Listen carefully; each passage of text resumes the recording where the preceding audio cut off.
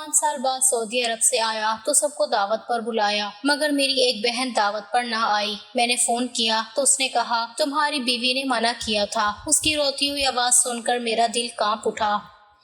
میں نے دعوت کا کھانا پیک کیا اور بہن کے گھر چلا گیا، مگر گھر کو تالا تھا اور بہن کا نمبر بند تھا۔ میں واپس آنے لگا تو راستے میں ایک ایسا منظر دیکھا، میرا سر شرم سے جھک گیا۔ دل کیا زمین پھٹے اور میں دفن ہو جاؤں، کیونکہ میری بہن اور اس کے بچے تو والدین کی اس دنیا سے چلے جانے کے بعد ہمارے اس چھوٹے سے گھر کی تمام تر ذمہ داری میرے کندھے پر آ گئی تھی۔ میری 2 بڑی بہنیں آسیہ اور روبینہ اپنے اپنے گھروں میں تھیں اور ہمارے گھر میں سب سے چھوٹی مریم بچی تھی، جسے سب پیار سے گڑیا کہتے تھے۔ وہ ابھی کالج میں پڑھ رہی تھی اور گھر میں اکیلی وہی تھی جو ابو امی کی کمی محسوس ہونے نہیں دیتی تھی۔ حالات کے تحت میری بھی نئی شادی ہو چکی تھی۔ گھر میں اب ایک نیا چہرہ آ چکا تھا، میری بیوی، جس نے آتے ہی گھر کی باغ دوڑ سنبھال لی تھی۔ سب کچھ معمول کے مطابق چل رہا تھا، لیکن پچھلے کچھ دنوں سے میں نے محسوس کیا تھا کہ گڑیا کچھ زیادہ ہی خاموش رہنے لگی تھی۔ پہلے تو وہ سارا دن گھر میں چہچہاتی رہتی تھی، لیکن اب وہ اپنے کمرے میں اکثر گمسم بیٹھی رہتی تھی۔ ایک شام جب میں اپنے کمرے کی طرف گیا تو میں نے دروازے پر کھڑے ہو کر دیکھا کہ مریم کتاب سامنے کھولے بس خالی نظروں سے اسے دیکھ رہی ہے اور اس کے چہرے پر ایک عجیب سی اداسی تھی۔ میں نے اندر قدم رکھا اور اس کے پاس جا کر پوچھا، گڑیا کیا ہوا ہے؟ تم اتنی چپ چاپ کیوں رہتی ہو؟ کیا بات ہے؟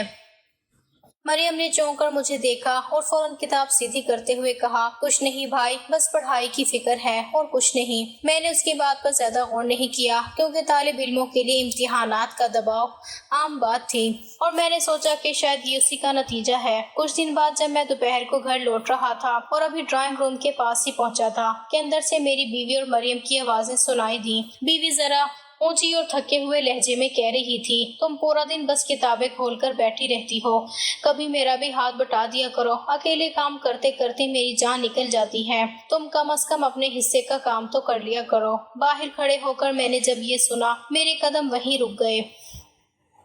آواز میں کوئی غصہ نہیں تھا، بلکہ ایک بے پناہ تھکن صاف محسوس ہو رہی تھی۔ اندر مریم کی طرف سے کوئی جوابی بحث نہیں ہوئی، بلکہ ایک لمحے کی خاموشی کے بعد اس نے دھیمی آواز میں صرف اتنا کہا، جی بھابی، مجھے دھیان نہیں رہا، میں ابھی کر دیتی ہوں۔ میں نے دروازے سے ہٹ کر خود کو سنبھالا۔ شام کو جب مریم اکیلی صحن میں بیٹھی تھی تو میں اس کے پاس گیا اور پیار سے اس کے سر پر ہاتھ رکھتے ہوئے کہا، گڑیا، تمہاری بھابی گھر میں نہیں ہے اور اکیلے سارا کام سنبھالتے ہوئے تھک جاتی ہیں، تم تھوڑا سا ان کا خیال رکھ لیا کرو۔ وہ چھوٹی تھی، اس نے بس اتنا کہا کہ بھائی، میں تو کام کرتی ہوں، لیکن وہ بس غصے میں ہوتی ہیں تو مجھے ڈر لگ جاتا ہے۔ میں نے اسے تسلی دی اور کہا، ایسا نہیں ہے، وہ بڑی ہیں، تم بس دل لگا کر پڑھو بھی اور تھوڑا بہت کام بھی کروا دیا کرو۔ اس کے بعد میں نے اکیلے میں اپنی بیوی سے بھی بات کی اور کہا، مریم ابھی چھوٹی ہے اور پڑھائی کا دباؤ بھی ہے، اس پر کام کا بوجھ اتنا مت ڈالا کرو۔ میری بیوی نے برتن دھوتے ہوئے محبت سے میری طرف دیکھا اور بولی، میں کون سا اس سے جان بوجھ کر کہتی ہوں، بس سارا دن اکیلے کام کرتے کرتے تھک جاتی ہوں تو منہ سے نکل جاتا ہے، میرا مقصد اسے تنگ کرنا نہیں ہے۔ اس کی بات سن کر میرے دل سے وہ ہلکی سی الجھن بھی نکل گئی جو صبح سے بیٹھی ہوئی تھی۔ اسی وقت بیوی نے چائے بنائی اور خود مسکراتے ہوئے کپ ٹرے میں رکھ کر مریم کے کمرے کی طرف چلی گئی۔ میں نے دور سے دیکھا کہ وہ مریم کے ساتھ پیار سے بات کر رہی ہے اور چائے کا کپ اس کے آگے رکھ رہی ہے۔ یہ سارا منظر دیکھ کر مجھے سکون سا ملا کہ میرے گھر کے دونوں اہم رشتے کتنے اچھے سے ایک دوسرے کو سمجھ رہے ہیں اور مجھے بلا وجہ ہی کوئی غلط فہمی ہو گئی تھی۔ شام کا یہ وقت بالکل پرسکون تھا اور گھر میں ہر طرف ایک پیار بھرا ماحول تھا۔ وقت گزرنے کے ساتھ گھر کے حالات میں مریم کی پڑھائی کا سلسلہ زیادہ سنجیدہ ہو گیا، کیونکہ اس کے فائنل امتحانات سر پر آ چکے تھے۔ وہ سارا دن کتابیں کھولی بیٹھی رہتی اور اس کی اس محنت کو دیکھ کر گھر میں ایک دھیما سا سکون رہتا۔ میری بیوی نے بھی اس دوران مریم کا خاص خیال رکھنا شروع کر دیا۔ جب بھی مریم رات گئے تک پڑھتی، رابعہ خود اٹھ کر اس کے لیے گرم چائے کا کپ بنا کر اس کے کمرے میں لے جاتی اور پیار سے کہتی کہ گڑیا، اتنی رات گئے تک مت پڑھو، صحت خراب ہو جائے گی۔ ایک دن جب بیوی بازار جانے لگی تو اس نے جاتے ہوئے مریم سے پوچھا کہ گڑیا، تمہیں کس رنگ کا سوٹ پسند ہے، میں تمہارے لیے بھی لے آؤں گی۔ مریم کا چہرہ خوشی سے کھل اٹھا اور اس نے جھٹ سے اپنی پسند بتا دی۔ جب بیوی بازار سے واپس آئی تو وہ سوائے اپنی ضرورت کی چیزوں کے مریم کے لیے بھی ایک پیارا سا سوٹ لائی تھی، جسے دیکھ کر مریم کے چہرے پر جو خوشی آئی، اس نے گھر کا ماحول اور بھی زیادہ روشن کر دیا۔ یہ سب دیکھ کر میرے دل سے وہ چھوٹی موٹی غلط فہمی بھی ہمیشہ اور مجھے پکا یقین ہو گیا کہ میری بیوی کے دل میں مریم کے لیے صرف اپنائیت اور محبت ہے۔ اسی دوران گھریلو زندگی میں ایک نیا چیلنج سامنے آنا شروع ہوا۔ مہنگائی نے ہمارے محدود وسائل کو تنگ کرنا شروع کر دیا تھا۔ میری تنخواہ اتنی نہیں تھی کہ گھر کے بڑھتے ہوئے اخراجات اور مریم کے آنے والے کل یعنی اس کی شادی کے اخراجات کو آسانی سے اٹھا سکتی۔ یہ سوچ کر اکثر راتوں کو میری نیند اڑ جاتی کہ میں اکیلا ان سب چیزوں کو کیسے سنبھالوں گا۔ اتنے میں مہینے 2 مہینے بعد میری دونوں بڑی بہنیں آسیہ اور روبینہ اپنے شوہروں کے ساتھ گھر چکر لگانے آئیں۔ آسیہ اپنے بچوں کے ساتھ آئی تو گھر میں بچوں کی شور شرابے سے رونق لگ گئی، لیکن روبینہ کو دیکھ کر میرے دل میں کسک سی اٹھتی، کیونکہ اس کی شادی کو کافی سال ہو چکے تھے مگر اس کی گود خالی تھی۔ وہ مریم کو دیکھ کر بہت خوش ہوتی اور اسے پیار کرتی، مگر اس کی اپنی زندگی کا یہ خالی پن اکثر اس کی اداسی کی وجہ بن جاتا تھا۔ ایک رات جب گھر کے سب لوگ سو چکے تھے اور میں ہال میں بیٹھا اپنے آنے والے کل اور مالی حالات کے بارے میں سوچ رہا تھا تو بیوی میرے پاس آ کر بیٹھ گئی۔ اس نے میرے کندھے پر ہاتھ رکھا اور پوچھا، کیا بات ہے؟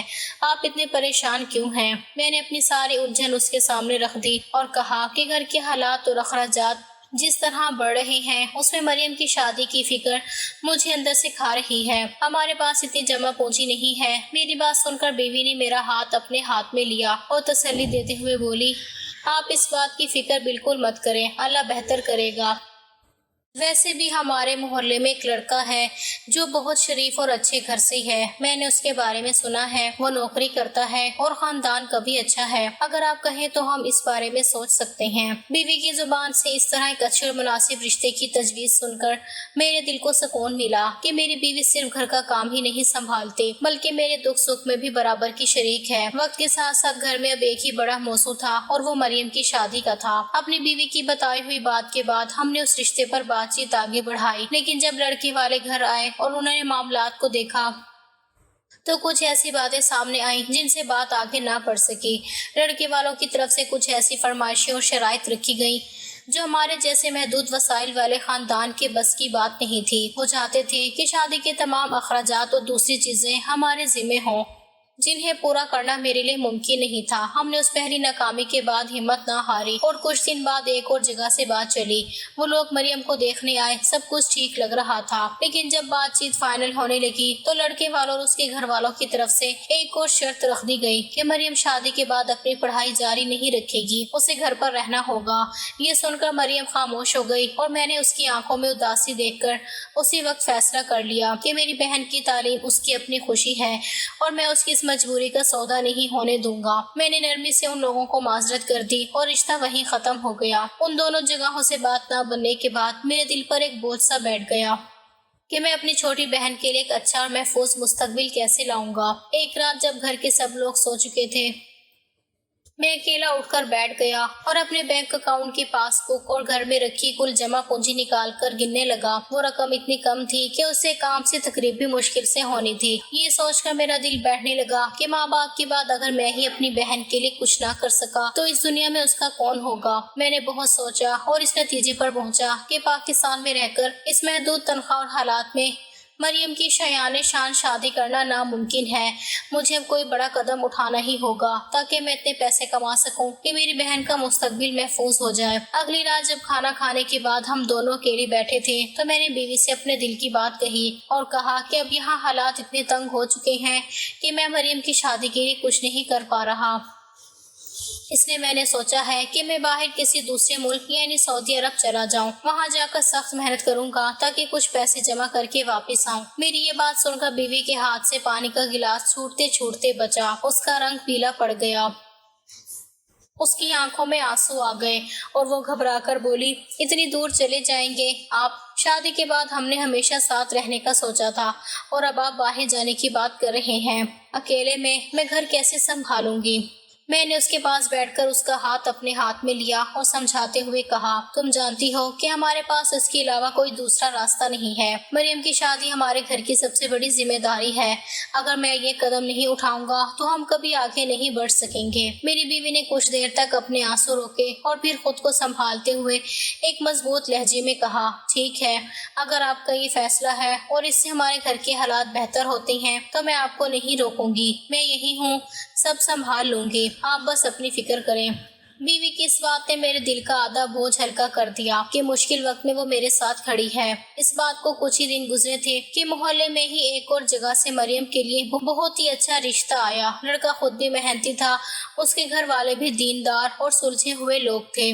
انہوں نے نہ تو کوئی بڑی فرمائش کی اور نہ ہی مریم کی پڑھائی پر کوئی پابندی لگائی، بلکہ خوشی سے کہا کہ بیٹی پڑھنا چاہتی ہے تو شوق سے پڑھے، ہم اس میں رکاوٹ نہیں بنیں گے۔ یہ سن کر ہمارے گھر میں خوشی کا ایک طوفان سا آ گیا۔ مریم کا چہرہ بھی کھل اٹھا اور بیوی نے خوش ہو کر مٹھائی منگائی۔ ہم سب نے مل کر اس رشتے کو پکا کر دیا اور یوں لگا کہ اندھیری رات کے بعد سورج نکل آیا ہو۔ رشتہ طے ہونے کے بعد اب ہمارے گھر میں تیاریوں کا ایک نیا سلسلہ شروع ہو چکا تھا، کیونکہ دلہا والوں نے کہا تھا کہ سعودیہ جانے سے پہلے ہمیں رخصتی دے کے جاؤ، تو میں نے بھی دوستوں سے ادھار پکڑ لیا کہ بعد میں واپس کر دوں گا۔ مریم کی شادی کی تاریخ قریب آتے ہی گھر کا ماحول بدل گیا تھا۔ ابو امی اس دنیا میں نہیں تھے، لیکن ان کی کمی ہمیں ہر لمحہ محسوس ہو رہی تھی کہ آج اگر وہ ہوتے تو کتنے خوش ہوتے، لیکن اس کے باوجود ہمارے گھر میں ایک عجیب سی چہل پہل اور خوشی کا سما تھا۔ میرے پاس وسائل کی کمی ضرور تھی، لیکن میں نے دل میں یہ تہیہ کر رکھا تھا کہ اپنی چھوٹی بہن کی رخصتی میں کوئی کسر نہیں چھوڑوں گا۔ جتنی میری چادر تھی اسی حساب سے میں نے تمام چھوٹی موٹی چیزوں کا بندوبست کرنا شروع کر دیا تھا۔ میری بیوی نے اس پورے معاملے میں میرا ہاتھ اس طرح بٹایا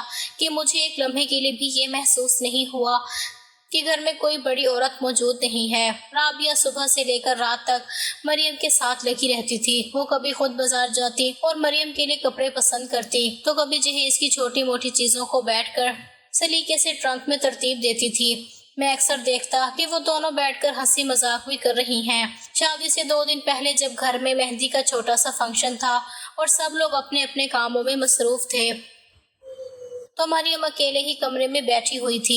میری بیوی رابعہ اس کے پاس گئی اور اس کے سر پر ہاتھ رکھ کر کچھ پیار بھری باتیں کرنے لگی۔ مریم اچانک اٹھ کر اپنی بھابھی کے گلے لگ گئی اور اس کی آنکھوں میں آنسو آ گئے۔ اس نے سسکتے ہوئے کہا، بھابھی، شادی کے بعد جب میں اس گھر سے چلی جاؤں گی تو مجھے آپ کی بہت یاد آئے گی۔ آپ سب کے بغیر میرا دل کیسے لگے گا؟ رابعہ نے اس کے آنسو اپنے پلو سے صاف کیے اور اسے اپنے ساتھ لگاتے ہوئے دلاسا دیا اور کہا، پاگل لڑکی، ایسی باتیں کیوں کرتی ہو؟ تم چاہے سسرال چلی جاؤ، لیکن یاد رکھنا یہ گھر ہمیشہ تمہارا ہی رہے گا۔ جب دل کرے تمہارا بھائی تمہیں لے آئے گا اور دروازہ تمہارے لیے ہمیشہ کھلا رہے گا۔ میری بیوی کے منہ سے نکلے ہوئے یہ الفاظ اس وقت تو بڑے عام اور پیارے لگے تھے، لیکن مجھے کیا معلوم تھا کہ یہی جملہ آنے والے وقت میں ایک بہت بڑا طوفان بنے گا اور اس کی اصلیت کا پتہ ہمیں تب چلے گا جب بہت دیر ہو چکی ہوگی۔ بہرحال اس دن اس پیار بھری گفتگو نے مریم کا دل ہلکا کر دیا اور اس کے چہرے پر پھر سے مسکراہٹ آ گئی۔ آخرکار وہ دن آ ہی گیا جب مریم کی بارات ہمارے دروازے پر آئی۔ رواج کے مطابق تمام رسومات ادا کی گئیں۔ نکاح کا وقت جب آیا تو ہال میں خاموشی چھا گئی۔ مولوی صاحب نے جب مریم سے اجازت چاہی اور اس نے دھیمی آواز میں قبول ہے کہا تو میرے دل پر ایک عجیب سا بوجھ اور ساتھ ہی ایک سکون سا اتر گیا کہ میری بہن اب اپنے گھر کی مالکن بن چکی ہے۔ رخصتی کا وہ لمحہ سب کے لیے بہت زیادہ بھاری تھا۔ جب مریم کر گاڑی میں بیٹھنا تھا تو وہ پھوٹ پھوٹ کر رونے لگی۔ اس نے مجھے گلے لگا لیا، اس کے منہ سے آواز نہیں نکل رہی تھی۔ میں نے خود کو بہت سنبھالا، لیکن میری اپنی آنکھوں سے بھی آنسو چھلک پڑے۔ میں نے اس کے سر پر ہاتھ رکھا اور گلے سے لگاتے ہوئے کہا، میری گڑیا جہاں بھی رہنا خوش رہنا، بس ایک بات میری ہمیشہ یاد رکھنا کہ کوئی بھی مسئلہ ہو یا کوئی بھی بات ہو، دنیا کو بتانے سے پہلے سب سے پہلے اپنے اس بھائی کو بتانا۔ تمہارا بھائی مر نہیں گیا ہے۔ مریم نے روتے ہوئے زور زور سے سر ہلا دیا اور کہا، بھائی، میں آپ کو کبھی ناراض نہیں کروں گی اور اپنی ہر بات آپ سے کہوں گی۔ اس کے بعد وہ اپنے شوہر کے ساتھ رخصت ہو گئی اور اس کی گاڑی جب گلی کے موڑ پر اوجھل ہو گئی تو مجھے یوں لگا جیسے گھر کا سارا نور اپنے ساتھ لے گئی ہو۔ گھر میں ایک سناٹا سا پھیل گیا تھا۔ امی ابو کے بعد مریم ہی اس گھر کی رونق تھی اور اب وہ بھی جا چکی تھی۔ میں اکیلا صحن میں کھڑا یہ سب سوچ رہا تھا کہ اب مجھے بھی زیادہ وقت ضائع نہیں کرنا چاہیے، کیونکہ میں نے جو فیصلہ کیا تھا اس پر عمل کرنے کا وقت آ گیا تھا۔ مریم کی شادی کے اگلے ہی دن میں نے اپنے تمام کاغذات اور سعودیہ جانے کے ویزے کے پروسیس کو تیز کر دیا۔ میں نے ایجنٹ سے بات کی اور اپنی ٹکٹ کی تاریخ بھی کنفرم کروا لی۔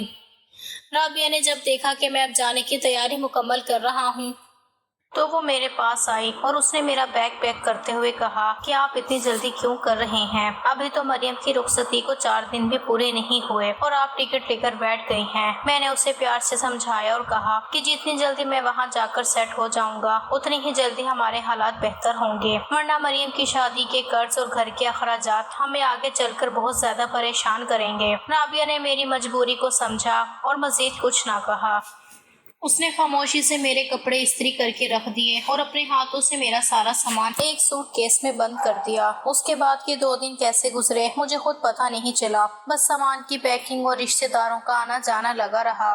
آخرکار وہ دن بھی آ گیا جب مجھے ایئرپورٹ کے لیے روانہ ہونا تھا۔ گھر میں رابعہ اکیلی تھی۔ میں نے اسے گلے لگایا اور کہا اپنا خیال رکھنا اور مریم سے فون پر رابطہ رکھنا، وہ نئی جگہ گئی ہے، اسے تمہارے سہارے کی ضرورت ہوگی۔ بیوی نے سر ہلا کر وعدہ کیا کہ وہ مریم کا پورا خیال رکھے گی اور مجھے جانے سے پہلے دعائیں دی۔ میں نے گھر کی دہلیز کو ایک آخری بار دیکھا اور ایئرپورٹ کے لیے ٹیکسی میں بیٹھ گیا۔ میری زندگی کا نیا اور مشکل سفر اب شروع ہونے والا تھا، جہاں مجھے اپنے ملک سے دور جا کر ان اپنوں کے لیے محنت کرنی تھی جنہیں میں پیچھے چھوڑ آیا تھا۔ اور میرے دل میں صرف یہی امید تھی کہ جب میں واپس آؤں گا تو سب کچھ پہلے سے بہتر ہو چکا ہوگا اور میری بہن بھی اپنے گھر میں خوش و خرم ہوگی۔ مگر تقدیر کو کیا منظور تھا اس کا مجھے ذرا بھی اندازہ نہیں تھا۔ میں نے جہاز کی سیٹ پر بیٹھ کر کھڑکی سے باہر بادلوں کی طرف دیکھا اور دل میں اللہ کا نام لے کر اپنے اس سفر کا آغاز کر دیا جو میری اور میرے خاندان کی پوری زندگی بدلنے والا تھا۔ جہاز سے اتر کر جب میں نے سعودیہ کی زمین پر قدم رکھا تو ایک اجنبی اور گرم ہوا کا جھونکا میرے استقبال کو آیا۔ ارد گرد کا سارا ماحول پاکستان سے بالکل مختلف تھا۔ یہاں کی بلند و بالا عمارتیں، بڑی بڑی سڑکیں اور تیز دوڑتی گاڑیاں تھیں جن میں ہر شخص اپنے کام کی طرف بھاگ رہا تھا۔ میرے پاس نہ تو کوئی جان پہچان والا تھا اور نہ ہی اس بڑے شہر کی کوئی سڑک معلوم تھی۔ میں نے ایجنٹ کے بتائے ہوئے پتے کے مطابق ایک ٹیکسی پکڑی اور سیدھا اس جگہ پہنچ گیا جہاں میرے رہنے اور کام کا بندوبست کیا گیا تھا۔ وہ ایک بہت ہی چھوٹا اور تنگ کمرہ تھا جس میں میرے علاوہ 3 اور پرانے ورکرز بھی رہتے تھے۔ کمرے میں حبس اور گرمی اتنی زیادہ تھی کہ سانس لینا بھی مشکل ہو رہا تھا اور پھر اگلی صبح سویرے ہی الارم کی گھنٹی بج گئی اور مجھے نیند سے اٹھنا پڑا۔ میرے ساتھ والے روم میٹس نے جلدی سے اٹھ کر اپنے اپنے کام کی تیاری شروع کر دی۔ میں بھی منہ ہاتھ دھو کر ان کے ساتھ باہر نکل آیا اور یہاں آ کر مجھے اندازہ ہوا کہ پردیس کی روٹی کمانا کتنا مشکل کام ہے۔ مجھے جو کام دیا گیا تھا وہ سارا دن دھوپ میں کھڑے ہو کر اور بھاری سامان اٹھانے کا تھا۔ پہلے ہی دن کام کرتے کرتے میرے ہاتھ پاؤں شل ہو گئے، کمر میں شدید درد شروع ہو گیا اور پسینے سے میرے کپڑے اس طرح بھیگ گئے جیسے میں ابھی نہا کر آیا ہوں۔ شام کو جب میں واپس اس چھوٹے سے کمرے میں لوٹا تو میرے اندر اٹھنے بیٹھنے کی بھی سکت نہیں تھی۔ میں نے زمین پر لیٹتے ہی اپنی بند آنکھوں سے سوچا کہ میں اپنے گھر بار کو چھوڑ کر اتنی دور کیوں آ گیا ہوں؟ کیا میں واقعی اپنے حالات بدل پاؤں گا؟ اگلے چند دن اسی اذیت میں گزرے، صبح سویرے اٹھنا، کام پر جانا، ڈانٹ ڈپٹ سننا اور پھر شام کو تھک ہار کر واپس آ جانا میرا روز کا معمول بن گیا۔ مہینے کے آخر میں جب مجھے میری پہلی تنخواہ ملی تو میں نے اسے اپنے ہاتھوں میں لے کر گننا شروع کیا۔ وہ رقم اتنی کم تھی کہ اسے دیکھ کر میرے دل پر مایوسی کے بادل چھا گئے۔ میں نے سوچا کہ اس تھوڑی سی رقم سے میں گھر کے قرض کیسے اتاروں گا اور اتنی بڑی بڑی جمع پونجی کیسے بناؤں گا جو مریم کی شادی کے ادھار اور گھر کے باقی مسائل حل کر سکے۔ لیکن پھر میں نے خود کو سنبھالا اور دل کو تسلی دی کہ شروعات ہمیشہ ایسی ہی ہوتی ہے۔ اگر میں نے ہمت ہار دی تو میرے پیچھے جو لوگ مجھ پر امید لگائے بیٹھے ہیں ان کا کیا بنے گا؟ اور پھر مہینے کے 2-4 دن بعد رابعہ نے مجھے وہ خوشی کی خبر بھی سنا دی جسے سننے کے لیے میں بے تاب ہو رہا تھا۔ وہ حاملہ تھی۔ میں نے اگلے مہینے سے اپنے بچے کا سوچ کر مزید جان توڑ محنت کرنے کا فیصلہ کیا تاکہ مالک کی نظر میں میری کارکردگی اچھی ہو اور وہ میری تنخواہ میں کچھ اضافہ کر سکے۔ اس سارے تھکن اور اکیلے پن میں میرے لیے واحد سکون کا ذریعہ وہ فون تھا جو میں شام کو کمرے میں بیٹھ کر پاکستان ملاتا تھا۔ جب میں کام سے فارغ ہو کر اپنے پرانے موبائل پر واٹس ایپ کھولتا اور پاکستان اپنے گھر کال کرتا تو گھنٹی بجتے ہی دوسری طرف سے جب میری بیوی کی آواز میرے کانوں میں پڑتی تو میرے سارے دن کا درد اور تھکن ایک لمحے میں غائب ہو جاتی تھی۔ بیوی فون پر بڑی اپنائیت اور محبت سے کہتی کہ آپ اتنے پریشان کیوں لگ رہے ہیں؟ کھانا کھایا آپ نے؟ میں اسے اپنے دن بھر کی سخت محنت اور تھکن کا بتاتا تو وہ مجھے تسلی دیتی اور کہتی کہ صبر رکھیں، اللہ پاک آپ کی محنت ضائع نہیں کرے گا۔ سب ٹھیک ہو جائے گا۔ ایک دن فون پر بات کرتے ہوئے بیوی نے مجھے بتایا کہ اس نے آج مریم سے بات کی تھی۔ مریم اپنے نئے گھر میں بالکل خوش ہے۔ وہ اپنے سسرال والوں کے ساتھ میل جول بڑھا رہی ہے اور اپنا گھر سنبھال رہی ہے۔ یہ سن کر میرے دل کو بہت زیادہ سکون ملتا تھا کہ چلو شکر ہے، میری چھوٹی بہن اپنی نئی زندگی میں مطمئن اور خوش ہے۔ مریم کے علاوہ کبھی کبھار میری دونوں بڑی بہنوں آسیہ اور روبینہ کا بھی فون آ جاتا تھا۔ آسیہ اپنے بچوں کی شرارتیں سناتی اور روبینہ خیریت دریافت کرتی تھی۔ اس طرح یہ دونوں بڑی بہنیں بھی فون کے ذریعے میرے اس اجنبی زندگی کا حصہ بنی رہتی تھیں۔ میں ان سب کو بتاتا کہ میں یہاں بہت محنت کر رہا ہوں اور انشاءاللہ بہت جلد حالات بہتر ہو جائیں گے۔ ایک شام جب میں نے بیوی کو فون کیا اور اس سے کہا کہ میں یہاں سے کچھ پیسے بچا کر تمہارے لیے کچھ سامان بھیج رہا ہوں، تو رابعہ نے فوراً سختی سے منع کر دیا اور کہا کہ مجھے یہاں کسی چیز کی ضرورت نہیں ہے، آپ اپنے پاس پیسے سنبھال کر رکھیں، اپنے کھانے پینے کا خیال رکھیں اور جتنی جلدی ہو سکے اپنا قرض اتاریں۔ مجھے آپ کے بھیجے ہوئے کسی تحفے کی کوئی ضرورت نہیں ہے۔ بیوی کے منہ سے یہ بات سن کر میرے دل میں اس کے لیے عزت اور احترام مزید بڑھ گیا۔ مجھے یوں لگا کہ کتنی قسمت والا ہوں میں، جسے ایسی سمجھدار اور خیال رکھنے والی بیوی ملی ہے، جو میری مشکل کو نہ صرف سمجھتی ہے بلکہ میرا بوجھ بھی بانٹتی ہے۔ اس نے کبھی مجھ سے کسی فضول خرچی کا نہیں کہا اور ہمیشہ میرے پیسوں کی بچت کرنے کا درس دیا۔ اس فون کال کے بعد میرا حوصلہ اور زیادہ بلند ہو گیا اور میں نے دن رات ایک کر کے کام کرنا شروع کر دیا۔ وقت تیزی سے گزرنے لگا، مہینے مہینے کر کے سال بیتنے لگے اور میری محنت رنگ لانے لگی۔ میرے کام کی وجہ سے میرے مالک نے میری تنخواہ میں اچھا خاصا اضافہ کر دیا اور اب میرے پاس اتنے پیسے بچنے لگے تھے جنہیں میں باقاعدگی سے پاکستان اپنے گھر بھیج سکتا تھا اور اپنے سر سے پرانے قرضوں کا بوجھ بھی اتار چکا تھا۔ پردیس کی اس طویل اور سخت جدوجہد نے مجھے یہ سکھا دیا تھا کہ محنت کا پھل ضرور ملتا ہے، اور اب مجھے بس اس دن کا انتظار تھا جب میرے پاس اتنی چھٹی کے دن آ جائیں کہ میں اپنا یہ سارا سفر سمیٹ کر واپس اپنے دیس، اپنے گھر، اپنے اپنوں کے پاس جا سکوں اور دیکھ سکوں کہ جن کے لیے میں نے اتنے سال اتنی تکلیفیں اٹھائی ہیں، وہ سب اب کس حال میں زندگی گزار رہے ہیں۔ وقت کے پہیے نے اپنی رفتار تیز کر دی تھی اور پردیس کی مٹی میں گھومتے ہوئے مجھے یوں محسوس ہوتا جیسے زندگی بس صبح کے کام اور رات کے اندھیرے تک محدود ہو کر رہ گئی تھی۔ لیکن یہ میری محنت ضائع نہیں جا رہی تھی۔ مہینے مہینے اور سال سال کا یہ طویل سفر اب اپنے رنگ دکھا رہا تھا۔ میری تنخواہ میں جو اضافہ ہوا تھا اس سے میرے تمام پرانے قرضوں کو اتار دیا تھا اور اب میرے پاس اتنی جمع پونجی ہو چکی تھی کہ میں اپنے گھر کی تمام ضرورتوں کو اچھے سے پورا کر سکتا تھا۔ ہر وقت میرا دل چاہتا تھا کہ میں اپنے بیٹے سے ملوں، جو اب 4 سال کا ہونے والا تھا اور میں نے اسے صرف تصویروں میں دیکھا تھا۔ کچھ دن بعد جب میں نے اپنی کمپنی کے مینیجر سے بات کی اور اسے اپنی چھٹی کے بارے میں کہا تو اس نے میرے کام کی سچی لگن کو دیکھتے ہوئے مجھے پورے 2 ماہ کی لمبی چھٹی منظور کر دی۔ جب پرواز کا ٹکٹ میرے ہاتھ میں آیا جس پر میرے وطن واپسی کی تاریخ درج تھی تو میری خوشی کا کوئی ٹھکانہ نہیں رہا۔ میں نے اسی وقت مارکیٹ جا کر اپنے بیٹے کے لیے کچھ کھلونے اور کپڑے خریدے، بیوی اور بہنوں کے لیے بھی کچھ تحفے پیک کروائے۔ وہ آخری چند دن کاٹنا میرے لیے پہاڑ جتنا مشکل ہو گیا تھا۔ دل چاہتا تھا کہ بس کسی طرح یہ گھنٹے منٹ بن کر گزر جائیں اور میں اڑ کر اپنے گھر پہنچ جاؤں۔ آخر کار وہ مبارک دن آ ہی گیا جب میں نے سعودیہ کے ایئرپورٹ سے جہاز کی سیٹ پر بیٹھ کر پاکستان کا رخ کیا۔ جب جہاز نے لاہور کے علامہ اقبال انٹرنیشنل ایئرپورٹ پر لینڈ کیا اور میں نے ٹرمینل سے باہر نکل کر اپنے ملک کی ٹھنڈی اور جانی پہچانی ہوا کو محسوس کیا تو میرے دل کو جو قرار آیا وہ میں لفظوں میں بیان نہیں کر سکتا۔ میں نے ایک ٹیکسی کی اور سیدھا اپنے شہر کی طرف روانہ ہو گیا۔ جب ٹیکسی میرے محلے کی گلی میں آ کر رکی اور میں نے کرایہ دیا تو میرا دل اس زور سے دھڑک رہا تھا کہ مجھے ڈر تھا کہیں کوئی آواز نہ سن لے۔ میں نے اپنے ہاتھ میں بیگ اٹھایا اور اپنے گھر کے دروازے کے سامنے جا کر کھڑا ہو گیا۔ میں نے بیل دینے کی بجائے ہلکا سا دروازہ دھکیلا تو وہ اندر سے کھلا ہوا تھا۔ میں نے دبے پاؤں صحن میں قدم رکھا۔ دوپہر کا وقت تھا اور صحن میں دھوپ پھیلی ہوئی تھی۔ کچن کی طرف سے کسی کے برتن دھونے کی آواز آ رہی تھی۔ میں نے اپنا سوٹ کیس ایک طرف رکھا اور ہال کی طرف بڑھا۔ جیسے ہی میری بیوی نے برتنوں سے ہاتھ دھو کر باہر دیکھا اور اچانک مجھے اپنے سامنے کھڑے پایا تو اس کے ہاتھ ہوا میں ہی رک گئے، اس کے چہرے کا رنگ اڑ گیا اور اس نے یقین نہ کرتے ہوئے اپنی آنکھوں پر ہاتھ رکھ لیے۔ وہ ایک لمحے کے لیے ہکی بکی رہ گئی۔ फिर उसके मुंह से एक हल्की सी चीख निकली और वो दौड़कर सीधा मेरे सीने से आ लगी। उसकी आंखों से आबशार की तरह आंसू बहने लगे।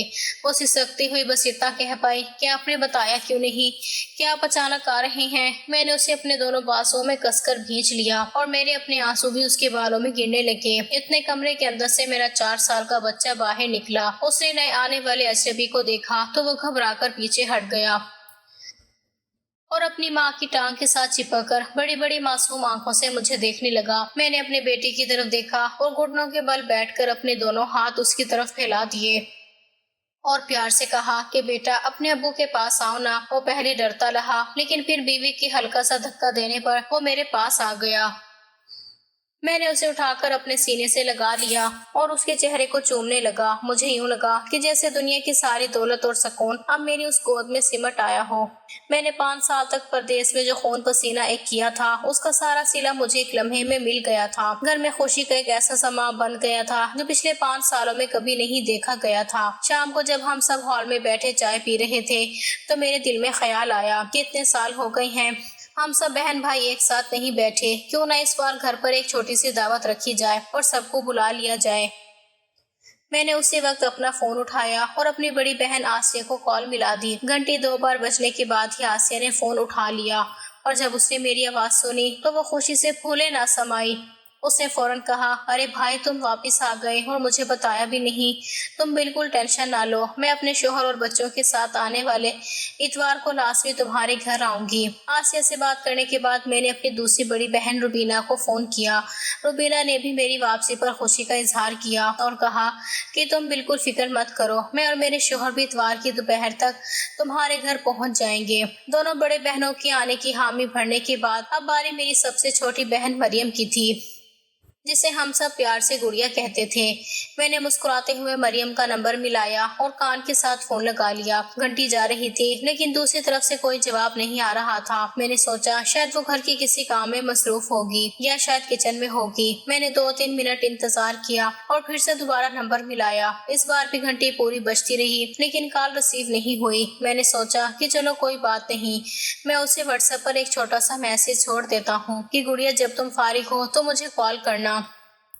हमने आने वाले इतवार को घर पर सबको दावत पर बुलाया है, तुम भी अपने शोहर और बच्चों के साथ जरूर आना। मैसेज भेजने के बाद मैंने फोन साइड पर रख दिया और बीवी के साथ मिलकर बाकी तैयारियों के बारे में सोचने लगा। अगले 2 दिन घर में एक अलग ही हलचल मची रही। इतवार का दिन जब निकला तो सुबह से ही घर में मेहमानों की इस्तकबाल की तैयारियां शुरू हो गईं। मैं खुद बाजार गया और ताज़ा गोश्त, फल और मिठाइयां लेकर आया। मेरी बीवी ने किचन संभाल लिया और वो बड़े शौक से सबके लिए मजेदार खाने तैयार करने लगी। दोपहर का वक्त हुआ तो सबसे पहले मेरी बड़ी बहन आसिया अपने शोहर और दोनों बच्चों के साथ घर आ गई। घर में बच्चों की आवाजों से एक बार फिर वही पुरानी रौनक लौट आई। थोड़ी देर बाद मेरी दूसरी बहन रुबीना भी अपने शोहर के साथ पहुँच गई। सबने मुझे देखा तो बहुत खुश हुए और हम सब हॉल में बैठकर हंसी मजाक करने लगे। लेकिन उस सब के दौरान मेरी नजर बार बार दरवाजे की तरफ उठ जाती थी क्योंकि अभी तक मरियम नहीं पहुंची थी। मैंने घड़ी देखी तो दोपहर गुजर चुकी थी और मरियम की तरफ से ना तो कोई फोन आया था और ना ही वो आई थी। मैंने सोचा कि एक बार फिर से उसे कॉल करके देखता हूँ। मैंने अपना फोन उठाया और किचन के पास से गुजरते हुए बाहर सहन में आ गया ताकि शोर शराबे के बगैर आवाज साफ सुनाई दे। मैंने मरियम का नंबर मिलाया। इस बार भी पहली 2 घंटियां बजकर बंद होने वाली थी कि अचानक दूसरी तरफ से लाइन जुड़ गई। मैंने जरा जल्दी से और प्यार भरे लहजे में कहा, अरे गुड़िया तुम अभी तक क्यों नहीं पहुंची? सब लोग तुम्हारा इंतजार कर रहे हैं। क्या बात है? फोन पर दूसरी तरफ से कोई आवाज नहीं आई, बस एक लंबी और भारी सी खामोशी छाई रही। मैंने थोड़ा सा परेशान होकर कहा, गुड़िया मेरी आवाज आ रही है, तुम बोल क्यों नहीं रही हो? तुमने मेरा मैसेज देखा था ना? हमें फोन पर से सिसकी की आवाज आई और फिर मरियम की धीमी और कांपती हुई आवाज मेरे कानों से टकराई।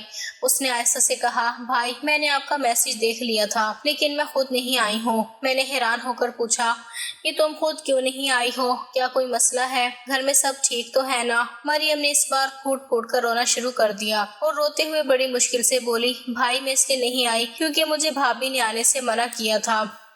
جب میں نے مریم کے منہ سے یہ الفاظ سنے تو میرے ہاتھ سے فون تقریباً چھوٹتے چھوٹتے رہ گیا۔ میرے پیروں کے نیچے سے زمین نکل گئی۔ مجھے لگا کہ جیسے میرے کانوں نے کوئی غلط بات سن لی ہے۔ میں نے گھبرا کر کہا، گڑیا تم کیا کہہ رہی ہو؟ رابعہ تمہیں کیوں منع کرے گی؟ اس نے تو خود کہا تھا کہ دعوت پر سب آئیں گے۔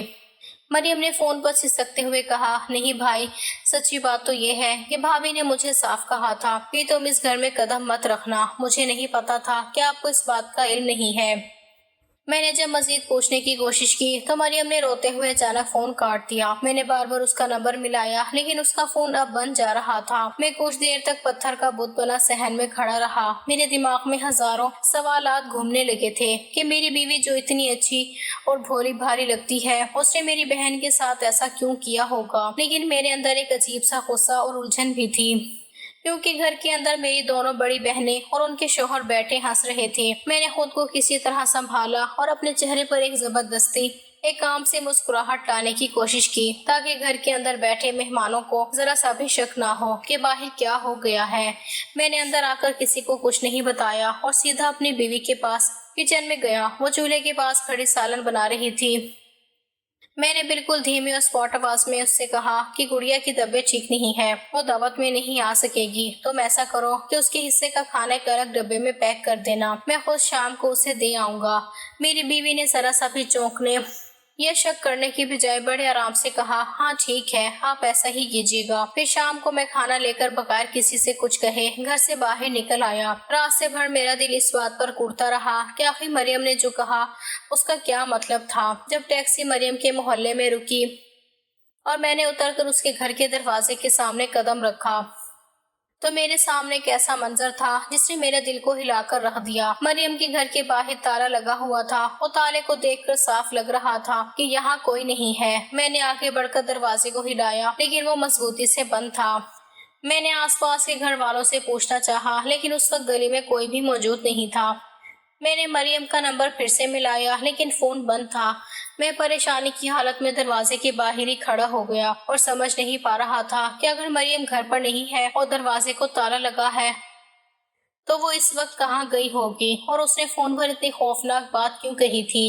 میرے پیروں کے نیچے سے زمین کھسکتی جا رہی تھی اور مجھے اب یہ احساس ہونے لگا تھا کہ میری اس خوشگوار زندگی کے پیچھے کوئی بہت بڑا اور خطرناک سچ چھپا ہے جسے جاننے کا وقت اب آ چکا تھا، اور میرا دل بری طرح دھڑک رہا تھا کہ اب آگے کیا ہونے والا ہے۔ پھر میں نے وہی محلے کی ایک دو دکانوں سے پتہ کرنے کی کوشش کی لیکن کسی کو کچھ معلوم نہیں تھا کہ وہ لوگ کہاں گئے ہیں۔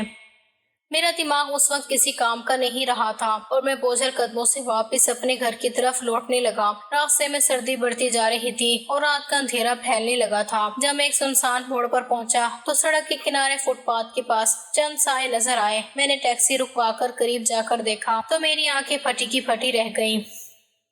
وہ میری چھوٹی بہن مریم تھی اور اس کے ساتھ اس کے 3 چھوٹے معصوم بچے بھی کھڑے تھے۔ سردی کی اس سخت شام میں مریم کے جسم پر صرف ایک پرانی اور پھٹی ہوئی چادر تھی اور بچوں کے تن پر بھی گرم کپڑے تو دور کی بات ہے، عام اچھے کپڑے تک نہیں تھے۔ وہ سب سردی سے کانپ رہے تھے اور بچوں کے چہرے رو رو کر سوجے ہوئے تھے۔ میں فوراً دوڑ کر مریم کے پاس پہنچ گیا۔ مجھے اپنے سامنے اس حال میں دیکھ کر مریم کا ضبط ٹوٹ گیا اور وہ میرے گلے لگ کر بچوں کی طرح پھوٹ پھوٹ کر رونے لگی۔ میں نے اس کے کندھے پر ہاتھ رکھا اور گھبرائے ہوئے لہجے میں پوچھا کہ گڑیا، یہ تمہاری کیا حالت ہے؟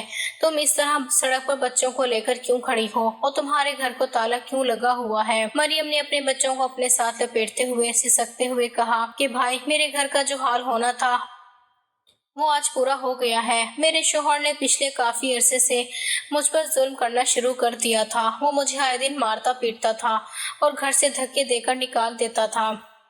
آج بھی اس نے مجھے اور میرے ان تینوں بچوں کو مار مار کر گھر سے باہر نکال دیا اور کہا کہ اب اس گھر میں تمہاری کوئی جگہ نہیں ہے۔ 2 دن پہلے بھی یہ ہوا تھا۔ میں مدد کے لیے سیدھا آپ کے گھر بھاگ کر آئی تھی کیونکہ میرے پاس اس دنیا میں آپ کے علاوہ کوئی اور سہارا نہیں تھا۔ میں نے سوچا کہ میرا بھائی سعودیہ سے واپس آ چکا ہے، وہ مجھے اور میرے بچوں کو سنبھال لے گا، لیکن جب میں وہاں آئی آپ گھر پر نہیں تھے۔ بھابھی نے دروازہ پورا کھولنے کی بجائے اندر سے ہی مجھے سختی سے منع کر دیا اور کہا کہ تم یہاں سے چلی جاؤ، تمہارے شوہر کا گھر ہی اب تمہارا سب کچھ ہے۔ تم اس طرح میرے دروازے پر آ کر تماشا مت لگاؤ۔ اگر تم یہاں ماری ماری پیرو گی तो हमारे मोहल्ले में हमारी नाक कट जाएगी। तुमने जो रास्ता चुना था अब उसी पर रहो, मेरे घर में तुम्हारे लिए कोई जगह नहीं है।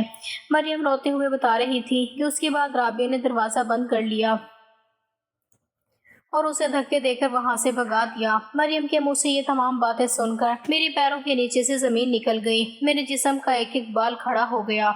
मुझे अपने कानों पर यकीन नहीं आ रहा था कि जिस औरत को मैंने अपनी बीवी, अपना सब कुछ समझा था, जिसके लिए मैंने 5 साल तक परदेश में अपनी जवानी और सेहत को खाक में मिलाया था, जो मेरे लिए घर में बैठी दुआएं मांगती थी, उसका असल चेहरा इतना घिनौना और जालिम था। मेरी आंखों के सामने अंधेरा छा गया। मुझे अपने आप पर इतनी शदीद शर्मिंदगी हुई कि दिल चाह रहा था कि जमीन फटे और मैं उसमें जिंदा दफन हो जाऊं कि मैंने एक ऐसी बेरहम औरत को अपने घर की मालकिन बनाया था, जिसने मेरी सगी बहन को उसके 3 मासूम बच्चों समेत सख्त सर्दी में धक्के देकर बाहर निकाल दिया था। मैंने गुस्से से कांपते हुए हाथों से मरियम और उसके बच्चों को अपने साथ कैब में बिठाया और सीधा अपने घर की तरफ रवाना हो गया। मेरे दिल में एक ऐसा तूफान बरपा था जो अब सबको जला देने के लिए तैयार था। मैं जब घर के दरवाजे पर पहुंचा तो अंदर सबकी हंसी और बातें सुनाई दे रही थीं। मैंने दरवाजा जोर से धकेला और मरियम और बच्चों को हाथ से पकड़कर सीधा हॉल के दरमियान में लाकर खड़ा कर दिया। घर में एकदम कोहराम मच गया। मेरी बीवी भी किचन से बाहर निकली और जैसे ही उसने मरियम को देखा उसके चेहरे का रंग पीला पड़ गया और उसकी जुबान लड़खड़ा गई। मैंने अपनी बीवी की तरफ देखा। मेरी आंखों से गुस्से के अंगारे बरस रहे थे। मैंने सख्त और कड़कदार आवाज से पूछा कि क्या मरियम जो कह रही है वो सच है क्या? तुमने मेरी बहन को उसके बच्चों समेत घर के दरवाजे से धक्के देकर निकाला था। मेरी इस खौफनाक आवाज को सुनकर हॉल में बैठे सब लोग सहम गए। मेरी बीवी ने एक लफ्ज भी बोलने की जुर्रत नहीं की। उसने झूठी सफाई देने की बजाय अपनी नजरें जमीन पर झुका ली और खामोश खड़ी हो गई। उसकी इस मुजरिमाना खामोशी ने मेरे सारे शक को यकीन में बदल दिया कि जो कुछ मरियम ने कहा था वो 100% सच था। मेरे अंदर का सारा सब्र खो गया। मैंने आगे बढ़कर अपनी बीवी का बाजू जोर से पकड़ा और गुस्से से फनकारते हुए कहा कि जिस औरत ने मेरे घर की इज्जत मेरी बहन को बेआसरा किया हो उसका इस घर में रहने का कोई हक नहीं है। तुम इसी वक्त इस घर से निकल जाओ। तुमने मेरी मोहब्बत और मेरे एतमाद के साथ बहुत बड़ा धोखा किया है। मैंने उसे धक्का देकर दरवाजे की तरफ इशारा किया और कहा कि दफा हो जाओ मेरी नजरों के सामने से। मेरी ये हालत देखकर आसी और रुबीना मुझे संभालने की कोशिश करने लगी, लेकिन मेरा गुस्सा 7वें आसमान पर था और मैं अपनी बीवी को उस घर से निकालने के लिए दरवाजे की तरफ धकेल रहा था कि इतने में एक ऐसा वाकया पेश आया जिसने मेरी पूरी दुनिया को हिलाकर रख दिया। मरियम ने आगे बढ़कर रोते हुए मेरा हाथ पकड़ लिया। उसने कांपते हुए लहजे में कहा कि भाई खुदा के लिए भाभी को इस तरह घर से मत निकाले। मेरा नसीब खराब था, मेरे शोहर ने मुझे निकाला। मेरी किस्मत में धक्के खाना लिखा था तो उसका ये मतलब हरगिज़ नहीं है कि आप अपने घर को उजाड़ लें। आपकी शादी हुई है, आपका अपना घर है। भाभी को माफ कर दें। ये सुनकर मेरे हाथ रुक गए और मैंने हैरत से अपनी मजलूम बहन की तरफ देखा जिसके अपने बच्चे भूखे और सर्दी से बिलख रहे थे, लेकिन उसके दिल में अभी भी अपने भाई के घर को बचाने की फिक्र थी। बीवी ने जब मरियम का ये रूप देखा तो उसका भी जब टूट गया। वो रोती हुई तड़प कर मरियम के कदमों में गिर पड़ी और उसकी मिन्नतें करने लगी कि मुझे माफ कर दो। मैंने अपने पत्थर दिल और खुदगर्जी में तुम्हारे साथ बहुत बड़ा जुल्म किया है। मुझे माफ कर दो, मुझसे बहुत बड़ी गलती हो गई है। मरियम ने झुककर रोती हुई अपनी भाभी के दोनों बाजू पकड़े और उसे जमीन से उठाते हुए कहा कि आप उठ जाएं भाभी, जो हो गया सो हो गया। अब इन बातों को छोड़ें। मैं किसी का घर खराब करने नहीं आई थी। ये सारा मंजर देखकर मेरी दोनों बड़ी बहनें भी अपने आंसू ना रोक सकी और हॉल में मौजूद हर शख्स की आंख नम हो गई। मैंने अपने गुस्से को काबू में किया और गहरी सांस लेकर सोफे पर बैठ गया। मेरी बीवी ने कांपते हुए हाथों से मरियम और उसके बच्चों के लिए पानी और खाना लाकर रखा और खुद एक कोने में सर झुकाए खड़ी रही। मुझे अंदाजा हो गया कि इंसान चाहे जितना भी बाहर जाकर दौलत कमा ले, अगर उसके दिल में अपनों के लिए मोहब्बत और इंसाफ नहीं है तो वो दुनिया का सबसे गरीब इंसान है।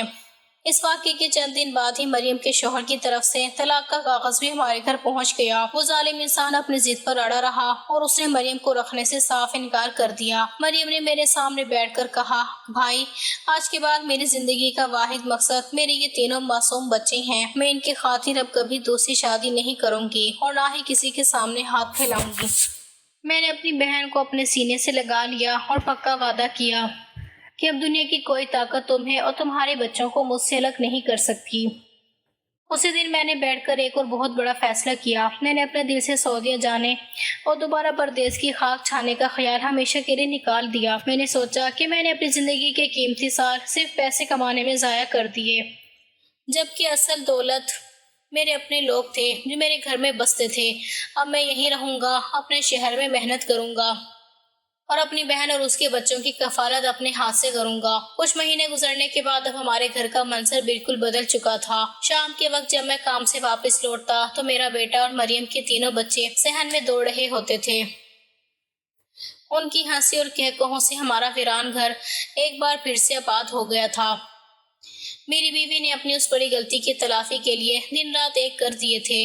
وہ مریم کے بچوں کو ایسے سنبھالتی تھی جیسے وہ اس کی اپنی اولاد ہوں، اور مریم کے ساتھ بھی اس کا رویہ مخلصانہ ہو چکا تھا۔ ویسے بھی اس نے کہا تھا کہ وہ دل سے برا نہیں چاہتی تھی، بس ڈرتی تھی کہ مریم کا بوجھ مجھ پر آ جائے گا تو میں واپس پردیس کمانے چلا جاؤں گا۔ اب مجھے سمجھ آ گیا تھا کہ پیسہ اور پردیس کی کمائی زندگی کی آسائشیں تو خرید سکتی ہیں، لیکن گھر کے اندر موجود رشتوں اور اپنوں کا سچا پیار نہیں لا سکتی۔ ہمیں کبھی بھی ظاہری خوشیوں کو دیکھ کر اپنے گھر کے اندرونی حالات سے غافل نہیں ہونا چاہیے، اور مشکل وقت میں اپنوں کا ساتھ دینا ہی سب سے بڑی انسانیت ہے، خاص طور پر ماں باپ کے بعد یتیم بہنوں کا، چاہے وہ شادی شدہ ہوں یا غیر شادی شدہ۔